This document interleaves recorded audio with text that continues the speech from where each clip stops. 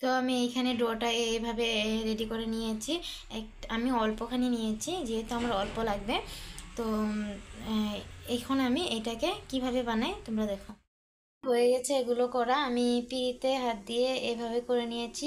তোমরা পিড়িতেও করে নিতে পারো। এইখানে আমি এখানে আমি জল বসিয়ে দিয়েছি, জলটা গরম হওয়া অবধি অপেক্ষা করব। আর এখানে আমি জলের মধ্যে অল্প লবণ দিয়ে দিয়েছি, অল্প লবণ দিয়ে দিলাম। এখানে আমি জলটা ফুটলে তারপরে দুধ দেব। আমার বলক এসে গেছে। এখন আমি এইখানে আধা গ্লাস দুধ দেব। এখানে বেশি দুধ লাগে না, আধা গ্লাস দুধ দিয়ে দিলাম। এটা এখন আরও বলক আসবে, আরও অল্প শুকোবে। আরও এটা কম দুধের একটা সুন্দর রেসিপি। তোমরা ঘরে একবার বানিয়ে খেলে বলবে যে না, সুন্দর হয়েছে, বারবার খাবো।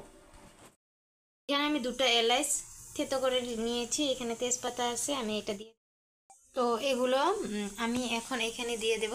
এটা উতল এসে গেছে, দেখতে পাচ্ছ। আর লগে লগে আমি দিয়ে দিয়েছি, দিয়ে লগে লগে নাড়াটা দেবে, নাহলে তলে লেগে যাবে। তো এইভাবে উতলালে তারপরে অল্প ঘন হবে, তারপরে নামাবো। আমি এখানে আধা বাটি চিনি নিয়ে নিয়েছি, এটাও এখানে দিয়ে দেব। এখন অল্প ঘন হবে। তো তোমরা দেখতে পারলে আমি এইভাবে বানিয়ে নিলাম। তো তোমরাও বানিয়ে নেবে কম সময়ের মধ্যে, অল্প দুধ দিয়ে সুন্দর একটা রেসিপি। খেলে খেতে ইচ্ছা করবে। তোমরাও একবার বানিয়ে খেয়ে বলো কেমন হয়েছে, কমেন্টে নিশ্চয়ই জানিও।